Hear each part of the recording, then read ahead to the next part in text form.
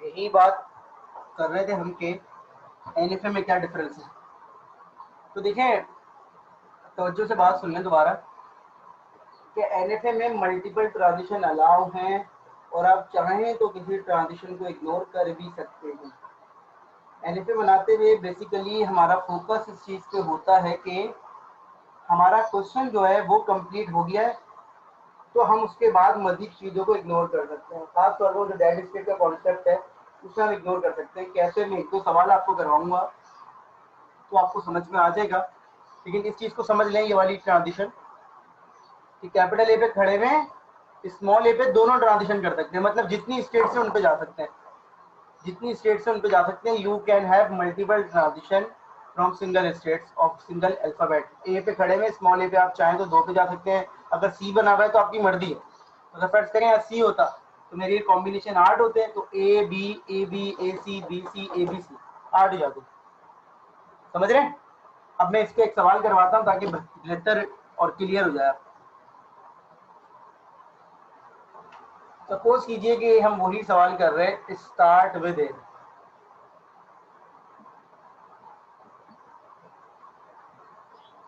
अब देखें, मैं फिर रिपीट कर रहा हूं कि ये डीएफए नहीं पढ़ रहे आप, तो कोई स्टेट अगर मैं कंप्लीट नहीं करूंगा तो मुझे लगता होगा कि मुझे उसकी जरूरत नहीं है। तो मैंने कहा सर इसके ट्रांजिशन, इसके स्ट्रिंग लिख लेते हैं।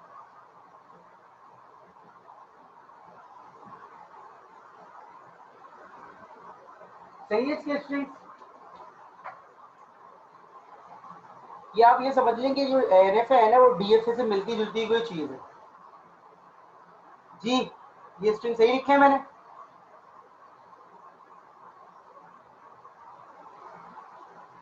अच्छा जी, अगर मैं आपसे कहूं कि भाई मिनिमम रिक्वायरमेंट क्या है, मिनिमम रिक्वायरमेंट सर ये है।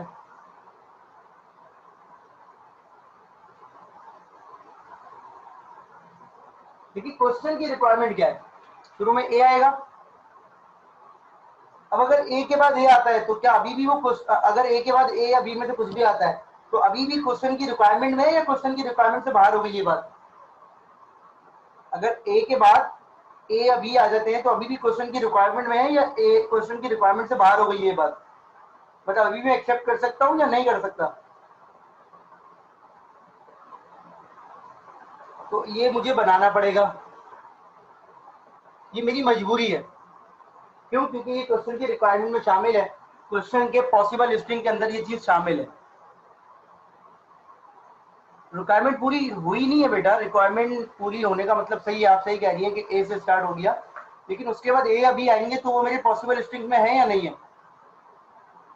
मेरे पॉसिबल स्ट्रिंग में है ना ये चीज कि अगर ए के बाद ए या बी आते हैं तो मुझे एक्सेप्ट करना चाहिए। अब मुझे बताइए, मैं ये कह रहा हूँ कि इस क्वेश्चन का एनएफए कंप्लीट हो गया,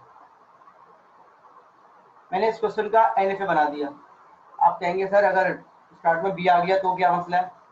ऐसा ही है ना? मैंने कहा ये क्वेश्चन कंप्लीट हो गया, तो आपका सवाल यही होना चाहिए कि सर स्टार्ट में अगर बी आ गया तो क्या करें?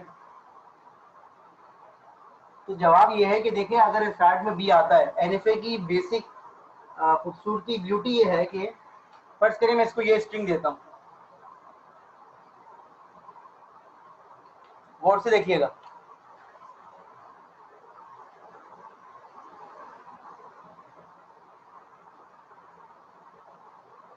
एक्सेप्ट, ठीक है ना, स्ट्रिंग खत्म हो गया, एक्सेप्ट हो गया।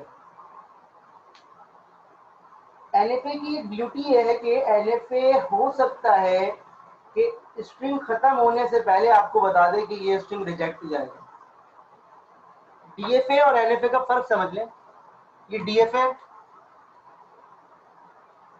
ये एक्सेप्ट करे या रिजेक्ट करे, दोनों केसेस में ये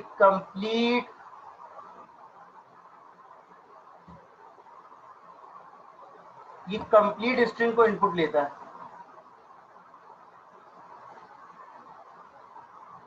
ऐसा ही है ना?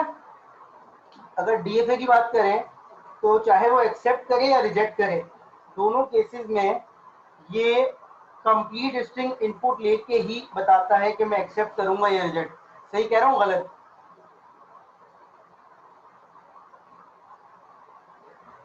ऐसा ही है ना? डीएफए चाहे स्ट्रिंग खत्म होता है तो ही आप डिसीजन ले सकते हैं। उसकी बेसिक ये है कि जब स्ट्रिंग खत्म होता है बेटा, जब स्ट्रिंग खत्म होता है बेटा, तो आप डिसीजन लेते हैं, क्योंकि आपको हर स्टेट पे हर अल्फाबेट की ट्रांजिशन मिल रही होती है। मैं बड़ी इंपॉर्टेंट बात कर रहा हूँ, क्योंकि ये ना बच्चों की समझ में थोड़ा मुश्किल सा आता है, तो जरा गौर से सुन लीजिएगा। जब भी स्ट्रिंग खत्म होता है तो आप डिसीजन लेते हैं, उसकी रिक्वायरमेंट आपने ही बनाई है, क्योंकि आपने हर स्टेट पे हर अल्फाबेट की ट्रांजिशन की हुई है, आपने हर स्टेट पे हर अल्फाबेट की ट्रांजिशन की हुई है, इसलिए आपका स्ट्रिंग खत्म होने के बाद ही आप रिजेक्ट भी कर सकते हैं, एक्सेप्ट भी कर सकते हैं। एनएफए ये कहता है कि मैं कंप्लीट वाले केस में तो बिल्कुल डीएफए को फॉलो करता हूं, कंप्लीट वाले केस में तो मैं डीएफए को फॉलो करता हूं। उसका रीजन क्या है एक्सेप्ट वाले केस में? क्योंकि देखिए, कोई सा भी ऑटोमेटा हो, अगर मेरा नाम पूरा नहीं पढ़ेगा तो वो नहीं बता सकता कि उस्मान लिखा हुआ है या क्या लिखा हुआ है। कोई सा भी ऑटोमेटा हो, चाहे वो एनएफए हो चाहे वो डीएफए हो, जब तक मेरा नाम पूरा नहीं पढ़ेगा कोई भी ऑटोमेटा उसको नहीं बता सकता कि ये एक्सेप्ट लिखा हुआ है। मेरा पॉइंट समझ में आ रहा है? आप दुनिया का कोई भी चीज बना दें, जब तक मेरा नाम पूरा नहीं पढ़ लेगा आखिरी कैरेक्टर तक, वो नहीं बता सकता कि उस्मान लिखा हुआ है। ऐसा ही ना, मैं हर इंडिविजुअल ऑटोमेटा की बात नहीं कर रहा, जनरल बात कर रहा हूँ। तो जब तक मेरा स्ट्रिंग पूरा एंड नहीं हो जाएगा आप डिसाइड नहीं कर सकते। कुछ केसेस में आप कर सकते हैं, लेकिन ज्यादातर केसेस में आपका स्ट्रिंग जब तक एंड नहीं होता आप डिसाइड नहीं कर सकते कि ये चीज वही है या नहीं, टेक्निकली अगर हम बात करें। लेकिन रिजेक्ट करने वाले केस में एनएफए ये कहता है कि यार अगर एक चीज शुरू में रिजेक्ट हो रही है, एक चीज शुरू में रिजेक्ट हो रही है, तो तुम पूरा स्ट्रिंग को इनपुट लेके कर क्या रहे हो? एक चीज अगर शुरू में रिजेक्ट हो रही है तो तुम पूरे स्ट्रिंग को खुद में चेक करो। फर्स्ट करो मैं इसको ये इनपुट दे दूं,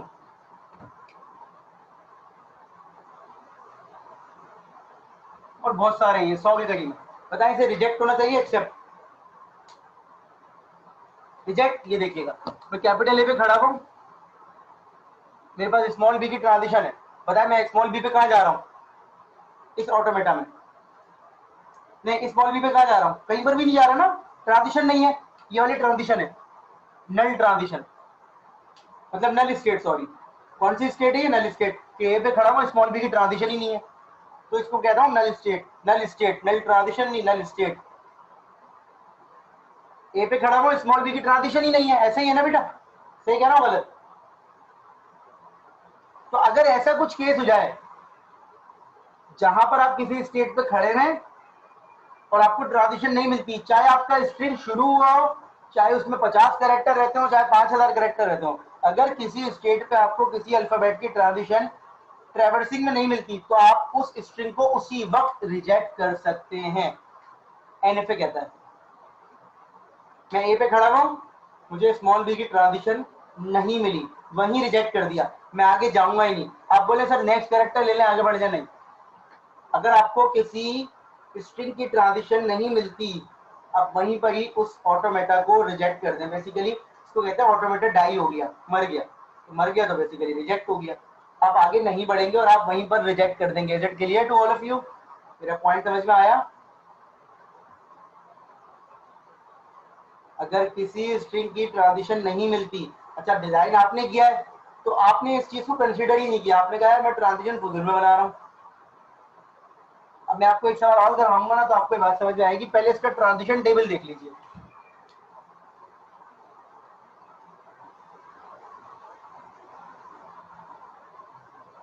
जस्ट लाइक डीएफ है, सेम ट्रांजिशन टेबल है, बट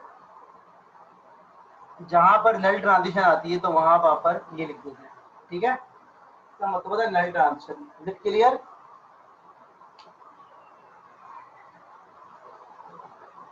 ठीक है, जहां पर नल ट्रांजिशन आती है आप इस तरह से लिख देते हैं। अच्छा जी, आगे बढ़े। जिस तरह से स्टार्ट भी दे किया है तो एंड भी दे को भी देख लेते हैं। देखिए, बड़ा ना रिलैक्सेबल एनवायरनमेंट है इसका, रिलैक्स एनवायरनमेंट। आप जो है बस ये सोचें और इसको इम्प्लीमेंट करते हैं, क्योंकि ये कहता है आपको मल्टीपल ट्रांजिशन भी अलाउ है। इसका मतलब है you can be at more than one place same time पे, आप एक से ज्यादा प्लेस पे हो सकते हैं, तो आपको परेशान होने की जरूरत नहीं।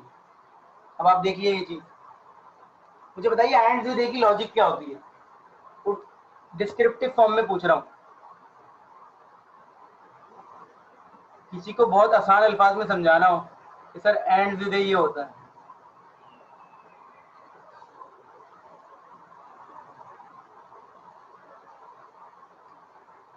एंड विद ये होता है सर, किसी को डिस्क्रिप्टिव फॉर्म में बहुत आसान अल्फाज में समझाना, तो आप क्या बोलेंगे एंड विद?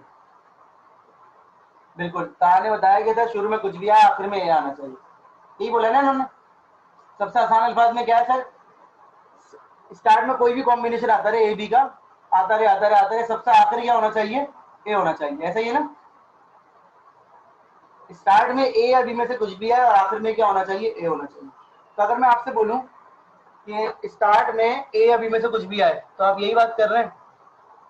अभी ये मत सोचिएगा कि हो क्या रहा है, बस आप यही बात कर रहे हैं ना कि सर ए या बी में से कुछ भी आए स्टार्ट में, कोई मसला नहीं है, हमें कोई प्रॉब्लम नहीं है, यही कह रहे हैं ना आप लोग।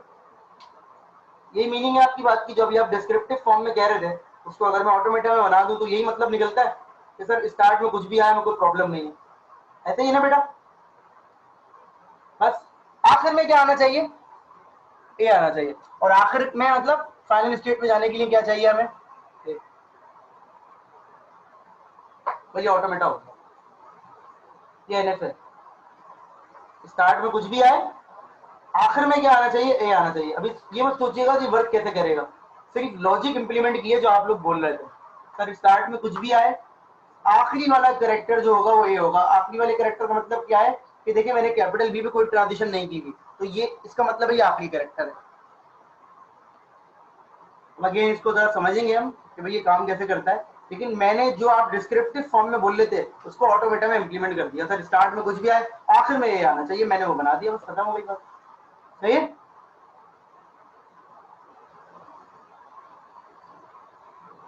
स्टार्ट में कुछ भी आखिर में है। अब आप ये बोले सर ये क्या हुआ है, सर आपने सर ये क्या किया, सर कैपिटल ए पे खड़े में स्मॉल ए की आपने दो ट्रांजिशन किए, तो आपको बताया था एप्सिलॉन तो इसमें एक्सेप्टेबल नहीं है।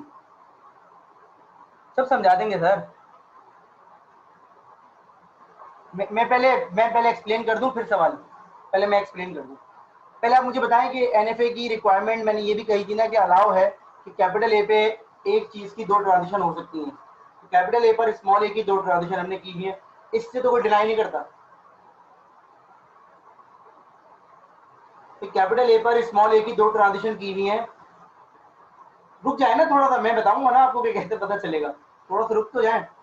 मैं आपको सिर्फ ऑटोमेटा दिखा थोड़ी रहा हूँ पहली क्लास में, तो समझा रहा हूँ ना, दिखाने में तो बहुत सारी चीजें हैं, डायग्राम बनी है सारी, वो आप देख लें। मैं तो आपको समझा रहा हूँ, तो समझाने का तरीका ये होता है ऐसा ऐसा। तो अब मुझे बताइए कि जाहिर सी बात है आप लोग फौरन ही कंक्लूजन पे आ जाते हैं, बिल्कुल एंड पे आ जाते हैं आप लोग कि ऐसा कैसे होगा। रिकॉर्डिंग रोक के जब मुझे कुछ तो आगे वापस आते हैं हम। ये देखें, पहले मुझे बताइए कि कैपिटल ए पर स्मॉल ए की ट्रांजिशन हो सकती है नहीं हो सकती? नहीं नहीं, कुछ भी नहीं बताया मैंने। कैपिटल ए पर स्मॉल ए की दो ट्रांजिशन हो सकती है, इस पर सब एग्री है। ठीक है, अब आ जाते हैं वापस।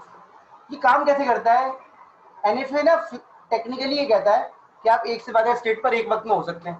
तो फर्स्ट करिए मैं इसको ये स्ट्रिंग दे रहा हूँ, सर पता कैसे चलेगा कि ये आखिरी ए है? बिल्कुल सही सवाल है आपकी, आप जिस एंड पे खड़े हैं उस एंड पे सवाल आपका वैलिड है। सही, ये एक्सेप्ट होना चाहिए, रिजेक्ट।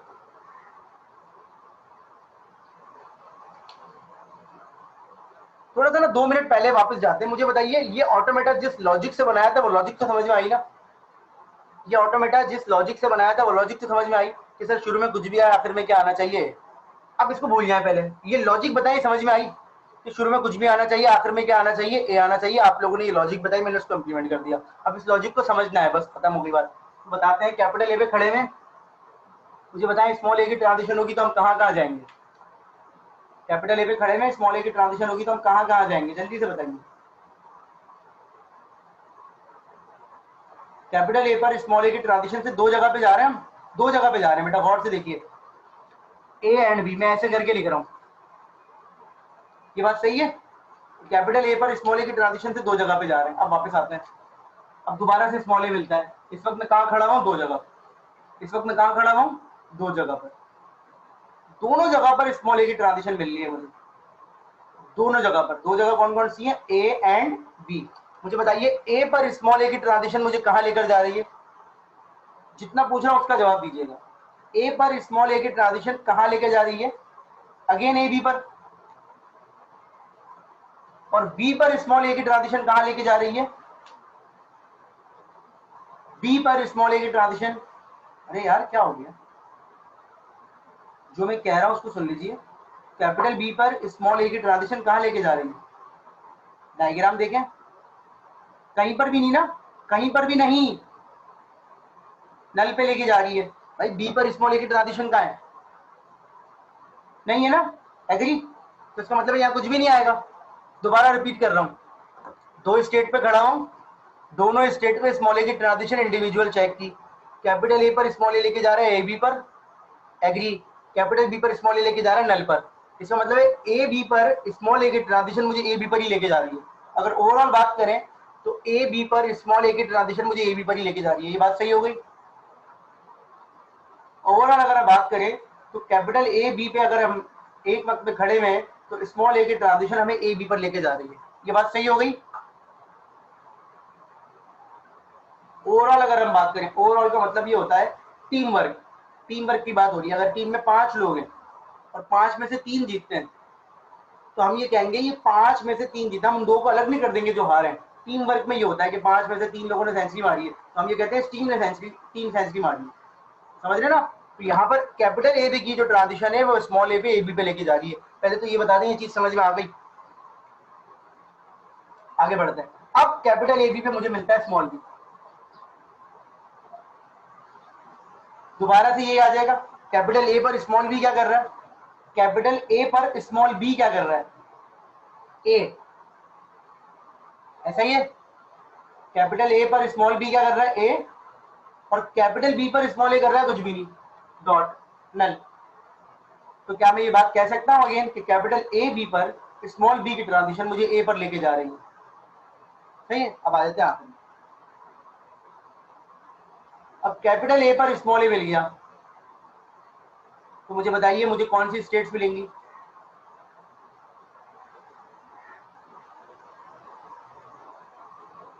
A B. स्ट्रिंग खत्म हो गया, स्ट्रिंग खत्म हो गया। मैं कितनी स्टेट पर हूं उस वक्त?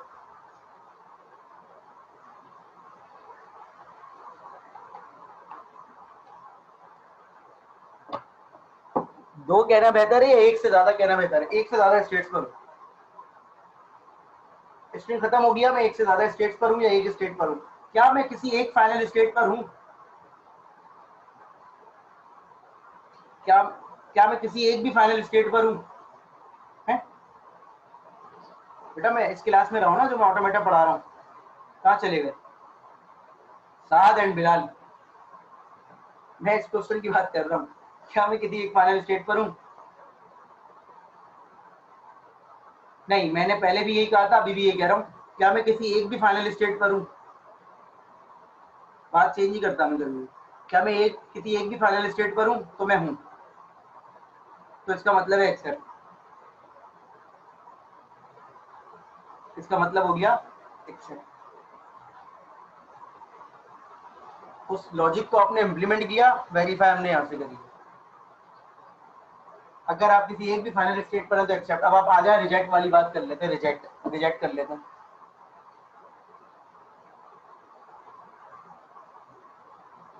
अच्छा जी, ये देखें, फर्ज कीजिए मैं ये स्ट्रिंग दे रहा हूं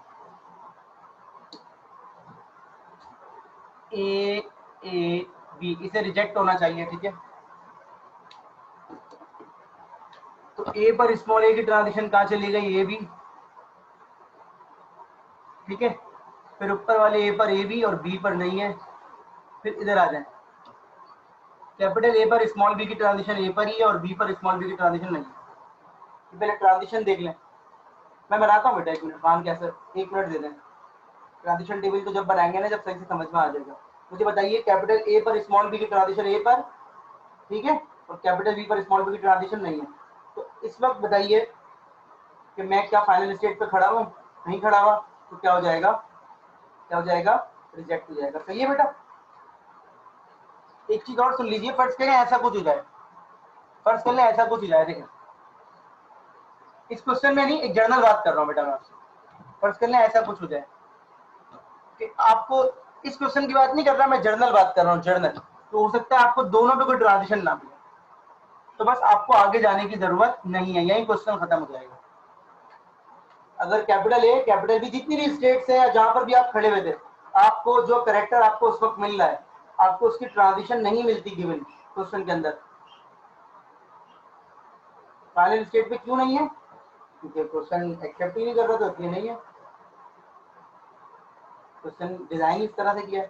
पहले मेरी पहली बात सुन लीजिए, अगर आपका स्ट्रिंग के बीच में आपको कोई स्टेट नहीं मिलती, कभी एक किसी भी स्टेट पर आप हैं और आपको ट्रांजिशन नहीं, वही क्वेश्चन खत्म हो जाएगा, आपको आगे बढ़ने की जरूरत नहीं है। It clear? इसका ट्रांजिशन टेबल बता देता हूँ।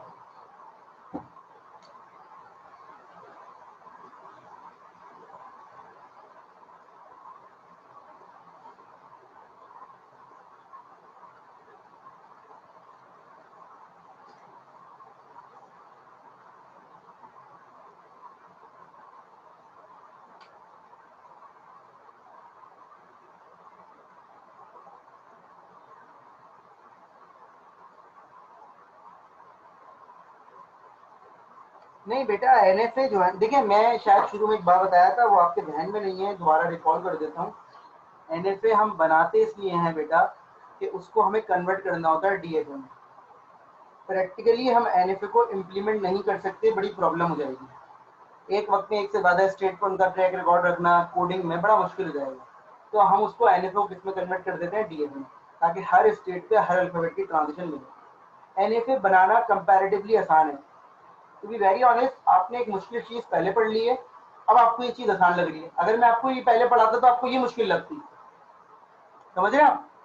आपको ये मुश्किल लगती है, अगर आपको पहले ये पढ़ाता तो आपको ये मुश्किल लग रही होती। वो आपने मुश्किल चीज सीख ली, उस पर 3 हफ्ते लगा भी दिए, तो अब आप ये जो पढ़ रहे हैं आपको ये इतनी मुश्किल नहीं लग रही। आप कह रहे ये अचानक से कैसे रिजल्ट आ गया? अगर आप यही आप पहली क्लास में पढ़ रहे होते तो आप कहते नहीं सर ये तो बिल्कुल सही लग रहा है। अगर आप ये शुरू में पढ़ रहे होते, अभी आप ये डाइजेस्ट नहीं कर पा रहे, ये इतनी आसान से कैसे हो रहा है? ठीक है, तो अभी एक दो क्वेश्चन और देखें तो समझ में आ जाए। अच्छा, एंड विद इट, तो sorry, contain at least it.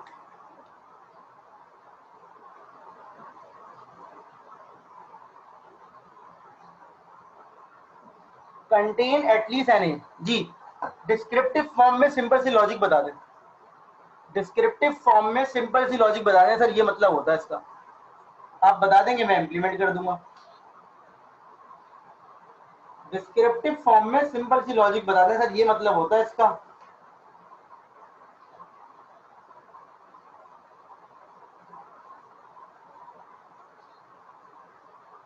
Sir शुरू में कुछ भी आए, आखिर में कुछ भी आए, फाइनल पे जाने के लिए कम से कम एक ही होना चाहिए, ऐसे ही है ना? तो क्या ये चीज समझ आ रही है?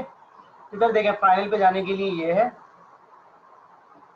सर, शुरू में कुछ भी आए या आखिर में कुछ भी आए, हमें फर्क नहीं पड़ता। आपके पास ना बेशुमार रिलैक्सेशन है इसमें, जो आप सोच रहे हो इम्प्लीमेंट कर दें। रिस्ट्रिक्शन नहीं है ना कि सर मल्टीपल ट्रांजिशन तो अलाउ नहीं होती, सर एम्प्टी ट्रांजिशन तो अलाउ नहीं होती, सर नल स्टेट तो अलाउ नहीं है। आप बस देखें, ये क्वेश्चन की लॉजिक दें। फाइनल पे जाने के लिए आप क्या कर रहे हैं? कम से कम एक ही देख रहे हैं, खत्म हो गया। फाइनल पे जाने के लिए आप क्या कर रहे हैं? कम से कम एक ही देख रहे हैं, समझ रहे हैं? मैं फिर रिपीट कर रहा हूं, एनएफए बनाने के भी एक से ज्यादा तरीके हो सकते हैं। इसको आप ऐसे बना लें, अब ये एनएफए भी है, डीएफए भी है। अब ये डीएफए की रिक्वायरमेंट फुलफिल कर रहा है। डीएफए की रिक्वायरमेंट क्या है? क्या हर स्टेट कंप्लीट होनी चाहिए? कंप्लीट का मतलब एक एक ट्रांजिशन। तो देखिए अब ये कंप्लीट हो गया, सही है ना बेटा? तो थिंग्स आर वेरी इजी, उसको इजी ही लें। मैं हर दफा, हर सेमेस्टर में एक दफा ये बात जरूर करता हूँ कि जो चीज आसान है उसे हमें आसान ही समझना चाहिए, उसे हमें खुद से मुश्किल नहीं बनाना चाहिए। तो अगर एक एनएफए है तो वो डीएफए भी हो सकता है, पॉसिबिलिटी है। तो क्या ये बात सही है कि हर डीएफए एनएफए होता है? चलें, सवाल पूछा आपसे, हर डीएफए एनएफए होता है लेकिन हर एनएफए डीएफए नहीं हो सकता, ऐसा है ना? हर एनएफए डीएफए नहीं हो सकता। क्यों? क्योंकि अगर मैं ये यहां बना दूं, अब ये एनएफए है लेकिन ये डीएफए नहीं है। क्यों? क्योंकि इसमें मल्टीपल ट्रांजिशन हो रही है। यहाँ पर समझ रहे हैं? अगर मैं इसको ये बना दूं तो अब आप बोलेंगे सर ये एनएफए भी है और डीएफए भी है। जो ऐसी बातें कर रहा हूं जो याद रखने वाली है, कहीं लिखने वाली नहीं है ये। तो हर डीएफए एनएफए होता है लेकिन हर एनएफए डीएफए नहीं हो सकता। बड़ा आसान सा सवाल दे रहा हूं मैं आपको, ये वाला जो हमने पहले किया है। एनएफए के इतने क्वेश्चन नहीं है, हमारा मेन फोकस होगा एनएफए पे, कन्वर्जन पे, एनएफए की डीएफए कन्वर्जन में। बताएं ये क्या है? लेंथ का क्वेश्चन है अगेन। अब आप बोले सर ये तो, अब देखिए जो मेरी क्वेश्चन की रिक्वायरमेंट है ना उसे तो फुलफिल करना है। ये देखिए मेरी क्वेश्चन की रिक्वायरमेंट है कि भाई 1 लेंथ आनी चाहिए, 2 लेंथ आनी चाहिए, बस खत्म। फिर 3 हो यार उसको खुद करने दो, एनएफए, समझ रहे हैं? फिर 3 हो जाए तो क्या करना चाहिए? उसको खुद करने दो, उसकी जिम्मेदारी है। सर अगर सी पे खड़े हुए कुछ आ गया तो रिजेक्ट कर दो ना यार, कोई मसला थोड़ी, समझ रहे हैं? सोचना ही नहीं है कि सर सी पे अगर तीसरा आ गया, भाई जो जो आपकी जरूरत नहीं है ना उसको आपने उसे में इम्प्लीमेंट नहीं करना।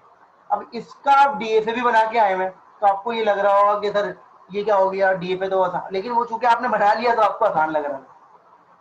पॉइंट समझ में आ रहा है ये? अब अगर आप सी पे खड़े होंगे आपको कोई थर्ड मिलेगा, तो चूंकि आपके पास ट्रांजिशन नहीं है तो आपका ऑटोमेटिक खत्म हो जाएगा। अब ये चीज भी क्लियर कर लें, कुछ स्टूडेंट होपफुली सबको समझ में आई होगी। लेकिन ये देखें, मैंने आपसे हमेशा ये बात बोली है कि फाइनल स्टेट पे पहुंचना जो है वो गारंटी नहीं होती कि स्ट्रिंग एक्सेप्ट हो रहा है। फाइनल स्टेट पे पहुंचना गारंटी नहीं होती कि स्ट्रिंग एक्सेप्ट हो रहा है। स्ट्रिंग खत्म है और फाइनल स्टेट पे खड़े हुए हो, ये बात मैंने आपको पहली क्लास में और दूसरी क्लास में बहुत दफा बताई थी। स्ट्रिंग खत्म हो और आप फाइनल स्टेट पे खड़े हो तो ही एक्सेप्ट होता है। रिमेंबर, स्ट्रिंग खत्म हो बेटा और आप फाइनल स्टेट पे खड़े हो तभी एक्सेप्ट होता है। याद है ये बात? तो मुझे बताइए यहाँ स्ट्रिंग खत्म हुआ है, ऑल दो क्या आप फाइनल स्टेट पे खड़े हुए लेकिन स्ट्रिंग खत्म नहीं हुआ, तो इसलिए रिजेक्ट होगी।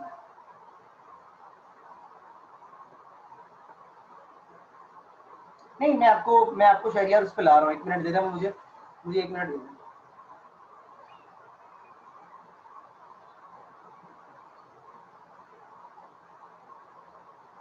स्ट्रिंग रिजेक्ट हो गया, सवाल सुन लें इनका। देखिए अगर आपसे एनएफए बनाने को कहा जा रहा है ना, आप डीएफए बना दें तो कोई मसला नहीं है, लेकिन एनएफए बनाना उसी क्वेश्चन का कहा जाएगा जिस क्वेश्चन का डायरेक्ट डीएफए आपसे नहीं बन सकता। तो चैलेंज नहीं है ये कुछ चैलेंज नहीं कर रहा मैं आपसे कि आप नहीं बना सकते, लेकिन कुछ क्वेश्चन ऐसे होते हैं जिसके डायरेक्ट डीएफए आप और मैं नहीं बना सकते, डायरेक्ट भी नहीं बना सकता मैं। कुछ क्वेश्चन ऐसे हैं कि जिसके डीएफए डायरेक्ट मैं और आप नहीं बना सकते। हम पहले क्या बनाते हैं उस क्वेश्चन के? एनएफए, और फिर एनएफए जो डीएफए कन्वर्जन के एल्गोरिथम लगा देते हैं। देखिए मैं आपको फिर रिपीट कर रहा हूं, जब भी कोई एल्गोरिथम यूज होता है, कोई मेथड यूज होता है, कोई कन्वर्जन का प्रोसेस यूज होता है, उसमें आपकी और मेरी स्किल्स मैटर नहीं करती। उसमें हम सिंपल क्या करते हैं, इनपुट लेते हैं, उस एल्गोरिथम में डालते हैं, मतलब अगर हम हाथ से काम कर रहे हैं तो खुद अप्लाई करते हैं और आंसर ले आते हैं। हमने कुछ भी नहीं किया, हमने क्या किया, हमने जस्ट इनपुट लिया, उस एल्गोरिथम को यूज करके सारे स्टेप फॉलो किए और हमारा फाइनल आंसर आ गया। वो अलग बात है कि हम उसमें भी गलती कर जाते हैं, हम भी इंसान हैं, लेकिन हम जनरली बात कर रहे हैं। लेकिन जब कोई क्वेश्चन डायरेक्ट सॉल्व करने के लिए आता है विदाउट एल्गोरिथम, जैसे मैं आपको कोई प्रोग्रामिंग दे दूं, प्रोग्रामिंग में कोई क्वेश्चन दे दूं, वहां आपकी स्किल्स मैटर करती हैं। लॉजिक कैसे लगाएंगे आप, या आप ये लॉजिक लगाना सीख रहे हैं। मैं आपको कह दूं कि भाई एक फर्स्ट के लिए 2 का टेबल बनाइए प्रोग्रामिंग में, सबसे बात कर रहा हूँ कि 2 का टेबल बनाइए, तो 2 के टेबल में फॉर का लूप लगाना आपकी स्किल्स नहीं है, कहाँ लगाना आपकी स्किल्स है। फॉर के लूप की एक बॉडी है, वो सबको पता है कि कैसे स्टार्ट होता है, कैसे एंड होता है, कैसे इंक्रीमेंट होता है। उसको किस जगह लगाना है, उसकी बॉडी में कहाँ से स्टार्ट होगा, क्या एंड होगा, वो चीजें आपकी स्किल्स है। कि बॉडी यूज करना आपकी स्किल नहीं है। मेरी पॉइंट समझने की कोशिश कीजिएगा। तो जो एल्गोरिथम्स होते हैं कन्वर्जन के, वो सिंपल है, एक दफा एक पढ़ लो, एक क्वेश्चन समझ लो उसमें, तो 1000 क्वेश्चन कर लो। लेकिन जो इस तरह के सवाल होते हैं जिसमें हर क्वेश्चन में नई लॉजिक आ रही होती है, तो वो फिर आपको ज्यादा से ज्यादा सीखने होते हैं। समझ रहे हैं आप मेरी बात? तो हम एनएफए अभी एक ऐसा सवाल करेंगे एनएफए का, वो फुली आज हो जाएगा या नहीं होगा, तो जिसमें हमें डायरेक्ट डीएफए नहीं बना पाएंगे, मतलब चैलेंज भी कर लें हम। ऑल दो कि आप लोग ऑनलाइन बैठे हुए तो शायद आप लोग सॉल्व कर लें इधर से उधर से हेल्प लेके, लेकिन रन टाइम पे अगर मैं क्लास में बात करूं कि भाई इसका क्वेश्चन बना लो, 20 नंबर ले लो मुझसे, तो डीएफए नहीं बन सकता डायरेक्ट। आपको यही नहीं पता होगा उस क्वेश्चन के अंदर कि सर स्टेट्स कितनी होंगी final. This is not a challenge, ये एक लर्निंग पर्सपेक्टिव से बात हो रही है। मैं भी जब स्टूडेंट हूं ना, तो मैं अपने पर्सपेक्टिव से बात कर रहा हूँ कि ऐसे क्वेश्चन भी हैं जिसके डायरेक्ट डीएफए नहीं बन सकते, या लिमिटेड टाइम में नहीं बन सकते, 10 मिनट में नहीं बन सकते, 15 मिनट में, 2-3 घंटे बाद तो लॉजिक समझ में आ ही जाएगी, 10 घंटे बाद। लेकिन कुछ क्वेश्चन ऐसे हैं, तो this is not a challenge, learning perspective से बात हो रही है। आई होप कि मेरी बात समझ में आई होगी। तो कुछ सवाल हम कर रहे हैं इसी के, ताकि हमें प्रॉब्लम ना हो। देखें, अब ये एक सवाल है कि जिसका आपने बोला सर मैं एनएफए बना रहा हूँ, ये तो डीएफए लग रहा है मुझे। तो देखिए कुछ सवाल ऐसे हैं,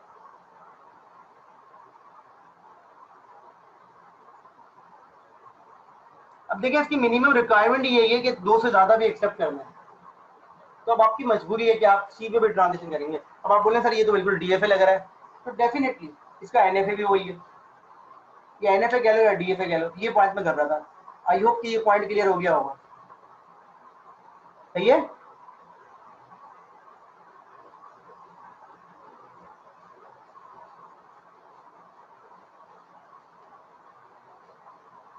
इसी तरीके से लेस देन वाला तो नहीं करवा रहा मैं, ये वाला करवा रहा हूँ, start with A B.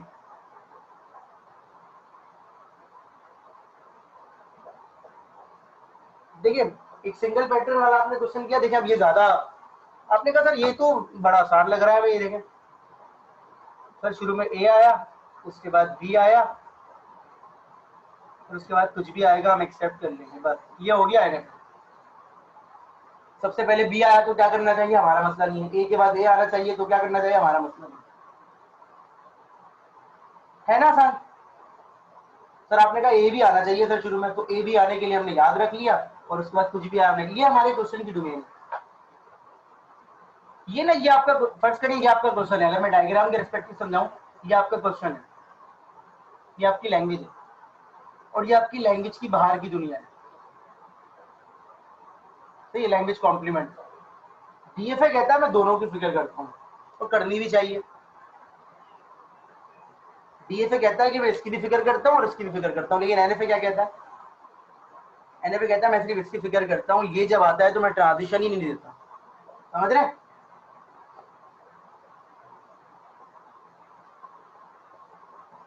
Suppose करिए पूरी आपकी लैंग्वेज है, उस लैंग्वेज में ये आपकी, मतलब पूरी यूनिवर्सल लैंग्वेज आपकी है, उस यूनिवर्सल लैंग्वेज में से ये आपका क्वेश्चन है और ये आपका क्वेश्चन नहीं है। तो आई होप कि मेरा पॉइंट समझ में आ गया होगा। स्टार्ट विद ए भी समझ में आ गया, तो अगर एंड विद ए भी बोले तो अब आप इतने एक्सपर्ट हो गए इसकी लॉजिक सोच के कि आप लोग सर शुरू में कुछ भी है, आखिर में क्या आना चाहिए, ए। सर ये देखिए कोई मसला ही नहीं है, शुरू में कुछ भी आए, आखिर में क्या आना चाहिए सर, ए भी, मतलब सेकंड और सेकंड लास्ट और लास्ट कैरेक्टर क्या होना चाहिए हमारा, ए भी। ये हो एंड विद ए, समझ रहे हैं? एंड विद ए, आसान है ना?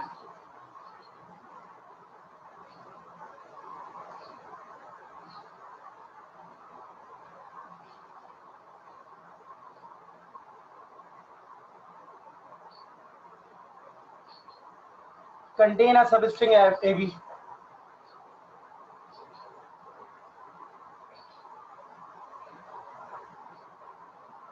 ये हो गया कंटेन सब स्ट्रिंग। सर शुरू में कुछ भी आए, आखिर में कुछ भी आए, बीच में ए बी का पैटर्न होना चाहिए।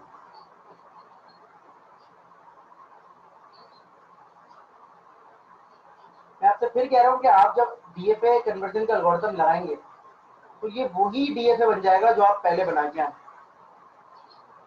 वो एल्गोरिथम जब आप एक दो क्वेश्चन पे सीख लेंगे, तो आप फिर किसी भी एनएफए में लगाएं जितने भी आपने पुराने क्वेश्चन किए हैं उन सब के NFA बना के अगर आप लगाएंगे तो वही मिलेंगे आपको। समझ में आई है? और इसका ट्रांजिशन टेबल देखें तो अगेन सिंपल है, A B C, ठीक है ना, ये C हो गया। और अगर हम बात करें तो ये A B हो गया, ये हो गया A, B। और जरूरी नहीं है एक वक्त में 2 स्टेट 3 स्टेट भी हो सकती हैं, depending upon what, depending upon requirement of that question. जरूरी नहीं है कि मैं A B C पे भी जा सकता हूँ एक वक्त में। अगर मेरे क्वेश्चन में इतनी रिक्वायरमेंट है तो मैं वो उसे फुलफिल करूंगा। अब देखें कैपिटल बी पे स्मॉल ए की ट्रांजिशन नहीं है, नल, ये चला गया सी पे। कुछ गलती कर दी है मैंने, ये बल्कि सही है, ठीक है। और ये क्या है, बस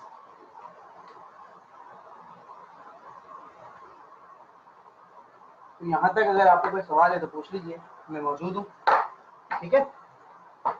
फिर हम ब्रेक के बाद यही करेंगे कि NFA टू DFA कन्वर्जन का एल्गोरिथम करेंगे। कोई भी सवाल हो तो पूछ लीजिए।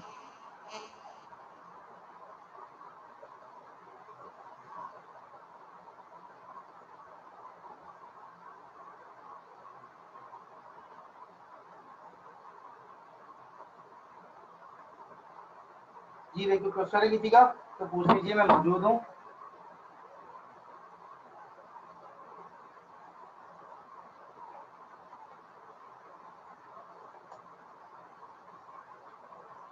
बेटा किसी का कोई क्वेश्चन है?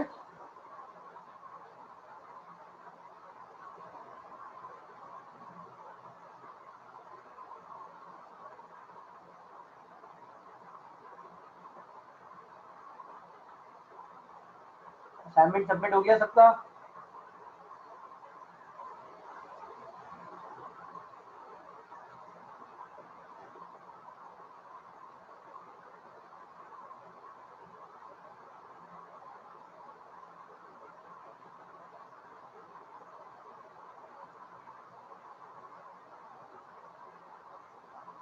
चलिए जी ठीक है। फिर ये